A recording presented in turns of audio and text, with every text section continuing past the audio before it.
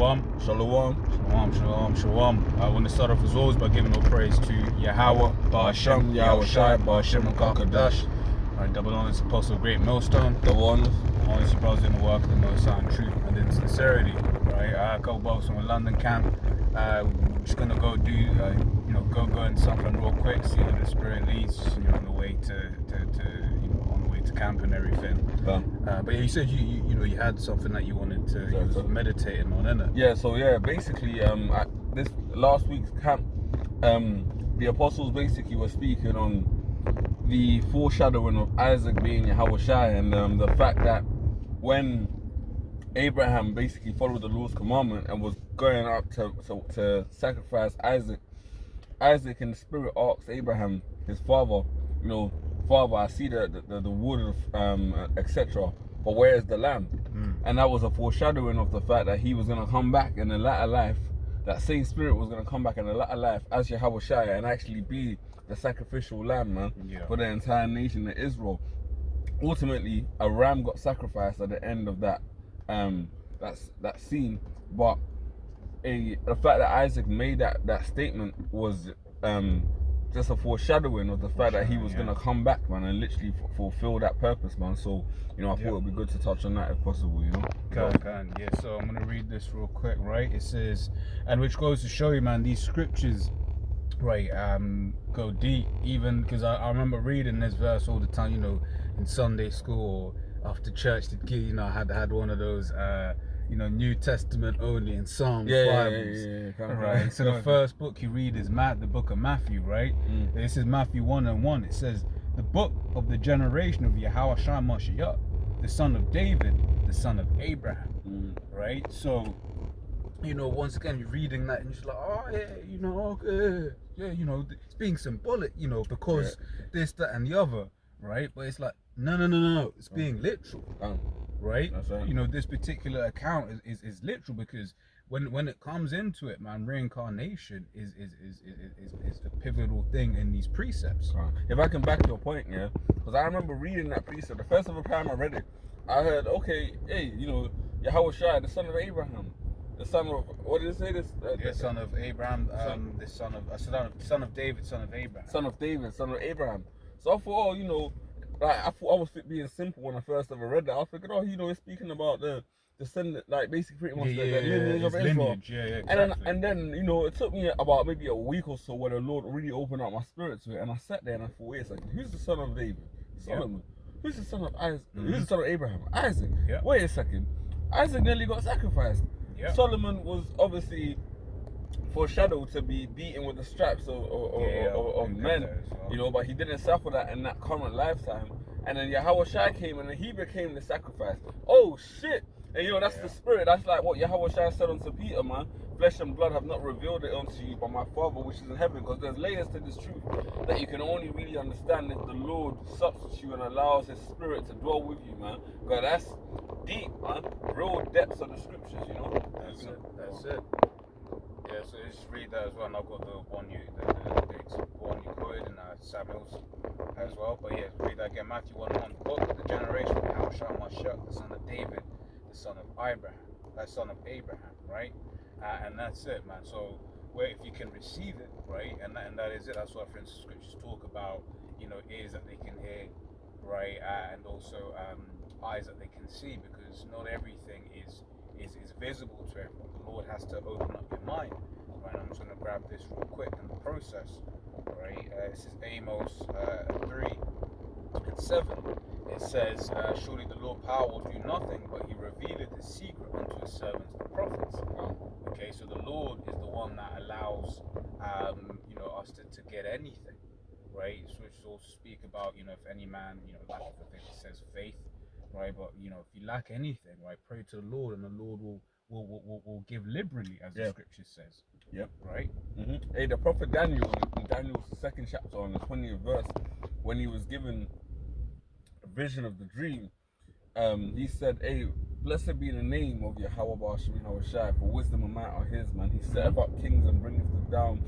Yes, it basically gives wisdom unto the wise. Hey, at the end of the day, all wisdom coming from Yahawashi, and that's the depth of this. And one of the deeper things that you learn also when you come into this truth is that not just righteous knowledge comes from the Lord, understanding of also wickedness ultimately comes from the Lord, because the Lord created Satan, and Satan is the highest demon on the left hand side in comparison to Yahawashi that's on the right hand. Now, hey, you know, like we said earlier, a ram was sacrificed in the end, but Yahawashi basically pretty much, man, that the spirit, yeah, fuck, super hell, but hey, man, in the spirit, it was already set that Yahawashi at an appointed time was gonna come and lay down his life and have to fulfill that law. That's how ultimately we know in the spirit that everything that we've been through as a nation was already pretty much set in motion from the beginning, man. From the beginning, because in fact, even on that, let's just grab this real quick. Ephesians 1:4. It says, according as he hath chosen us in him before the foundation of the world, right, that we should be holy and without blame before him in love, right? So this is, you can look at this from the perspective of the elect, right? The Lord has his elect that were chosen from the foundation. Well, I mean, that's the primary understanding of this verse. The Lord had his chosen elect from the very beginning, right? Just like in the same way he had his chosen those destined for destruction, right, from the very beginning. Right, for instance, the scripture says the spirit of the prophet is subject to the prophets, but also the spirit of the scoffer is subject to the prophet. Someone who's a scoffer in the last life is a scoffer in this life, right? So what the Lord did, I mean, Israel was always supposed to fall away. That was always a part of the plan, because Yahawashi was there in the beginning, right? You know, because you see Yahawashi, he's above all. You know, you got Yahweh, then you got Yahawashi, right? You know, the begotten of the Most High. Right, and then underneath you got, all of these, the different angels, demons, or whatever, what have you. Okay, but ultimately Yahawashi was there from the beginning, because the Lord Yahweh already planned it such that we would go off, and then that we would need to be adopted back to Yahawashi.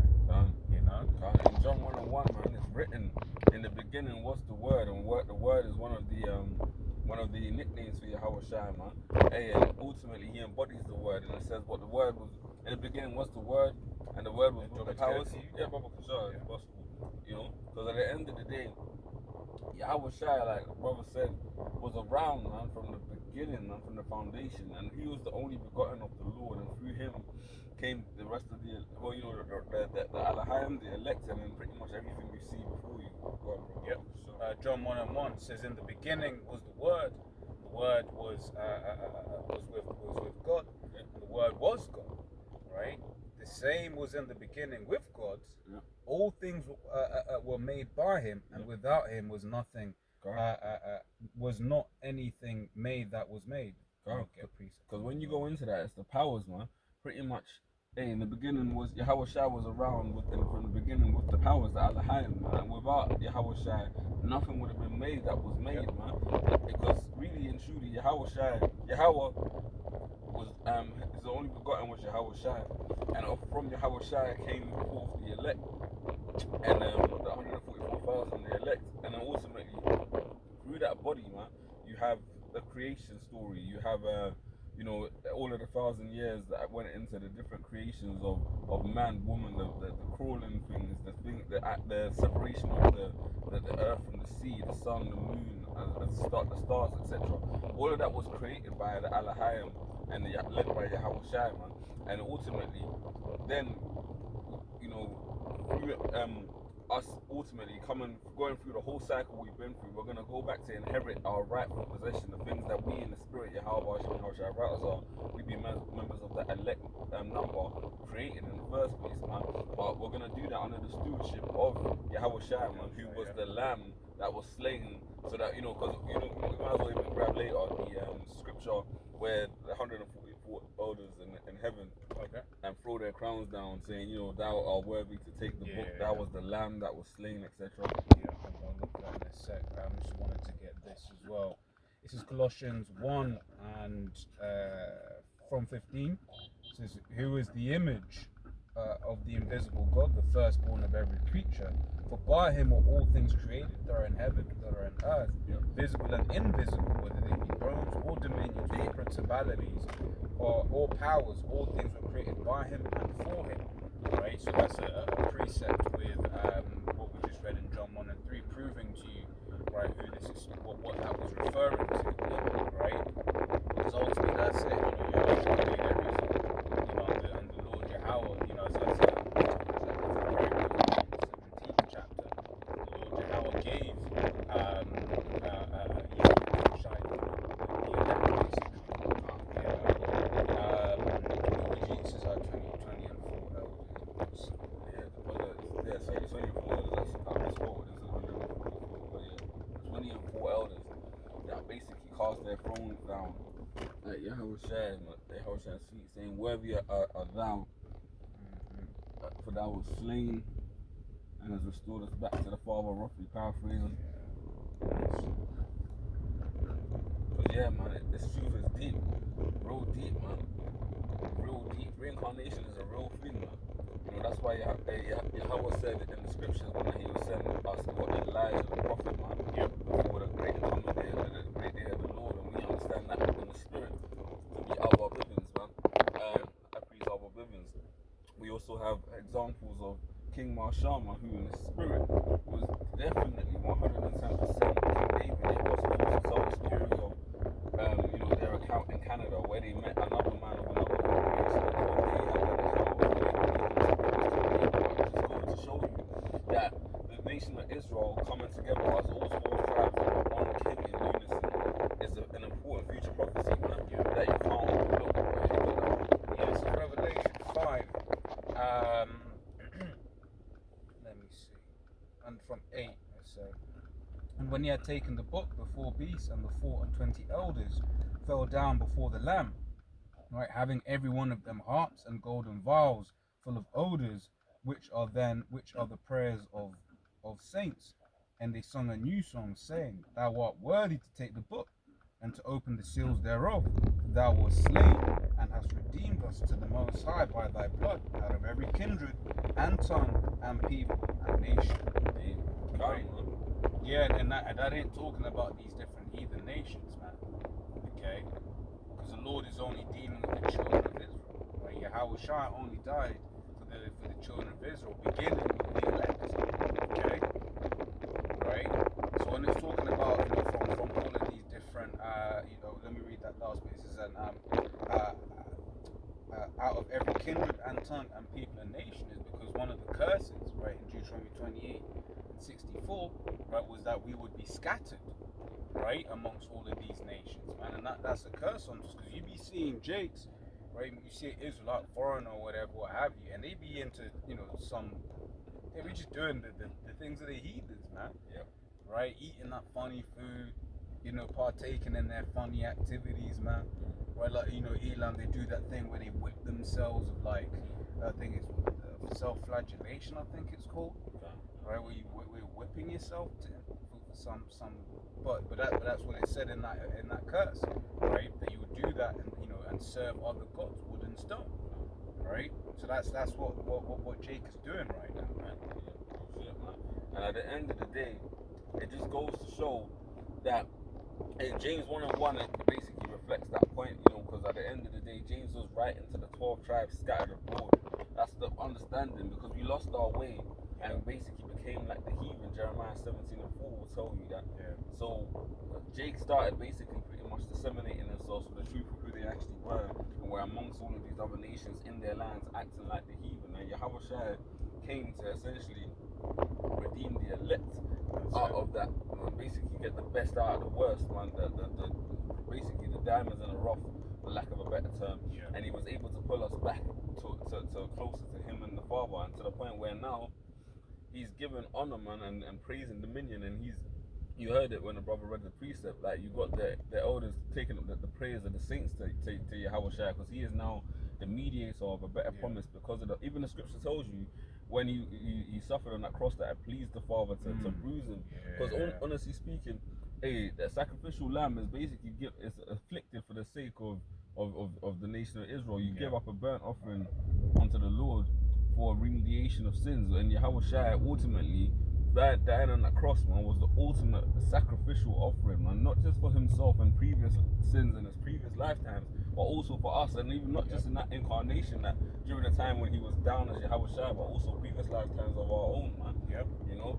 So yeah, because you were saying that, it made me think about how, for instance, the priest that says basically do Yahawashi, who was able to obtain the new covenant, right? Because we as a nation, man, we went off, right? Once again, it was always the plan of Yahawashi that we would go off.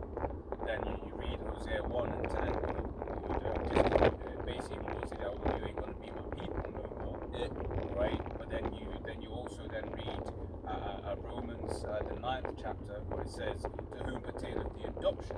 Right? But how were we adopted? We Yahawashi, right? And then this is Hebrews 8 from 6 on the matter, right? It says, "But now hath he obtained a more excellent ministry, by how much also he is the mediator of a better covenant, which was established upon better promises."